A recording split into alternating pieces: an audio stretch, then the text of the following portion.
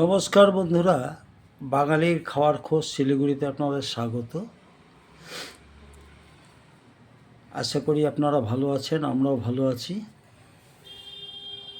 আজ ভিডিওটা এখান থেকেই শুরু করছি। এটা হচ্ছে লাল শাক ভাজা, রসুন এবং শুকনো লঙ্কা ফোড়ন দিয়ে লাল শাক ভাজা।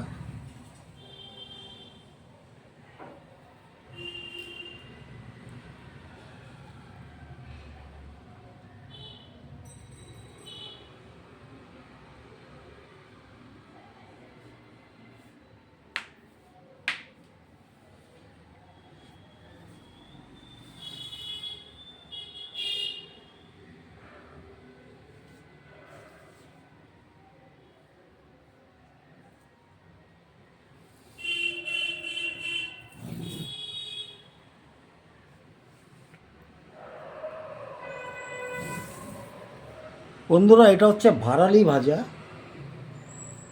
আপনারা ভারালি ভাজা কোনো দিন খেয়েছেন কি না জানাবেন। এটা সামান্য কালো জিরা এবং শুকনো লঙ্কা ফোড়ন দিয়ে এটাকে তেলে ভাজা হয়েছে, নুন হলুদ দিয়ে, আর অন্য কোনো কিছু নাই। তো যাই হোক, এটা হচ্ছে ভারালি ভাজা। তো এটা করেছি আমাদের মতো করে, আমরাও অনেক দিন খাই না। এটা এই প্রথম, দ্বিতীয়বার বোধহয় করলাম। প্রথমবার আপনাদের দেখানো হয়নি, যাই হোক দ্বিতীয়বার দেখাচ্ছি। তো এটা হচ্ছে ভারালি ভাজা, সামান্য কালো জিরা এবং শুকনো লঙ্কা ফোড়ন দিয়ে এটা করতে, সামান্য লবণ হলুদ দিলেই হলো। তো এটা হচ্ছে ভারালি ভাজা।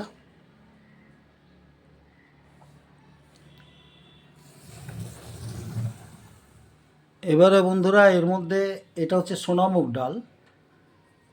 এটা সোনামুগ ডাল, এর মধ্যে ভারালি এবং সিম দিয়ে রান্না করা হয়েছে। এর মধ্যেও ভারালি দিয়েছি, ভালো লাগে, খারাপ লাগবে না। আপনি করে দেখবেন, খাবেন এবং আমাদেরকে কমেন্টসে জানাবেন কীরকম লাগছে। তো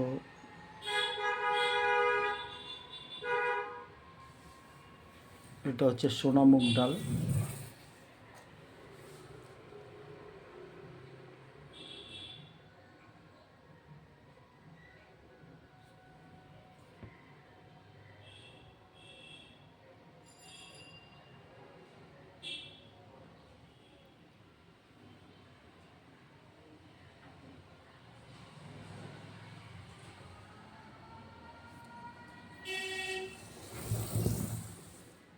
এটা হচ্ছে বন্ধুরা কাতলা মাছের ঝোল, আদা জিরা বাটা দিয়ে, সঙ্গে সজনের ডাঁটা এবং আলু দিয়ে এটা করা হয়েছে।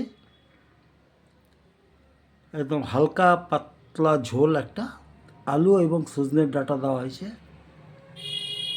কারণ এখন নতুন সজনের ডাঁটা একটু উঠছে। যাই হোক, সজনের ডাঁটা দিয়ে এটা করা হয়েছে, সজনের ডাঁটা এবং আলু দিয়ে পাতলা ঝোল।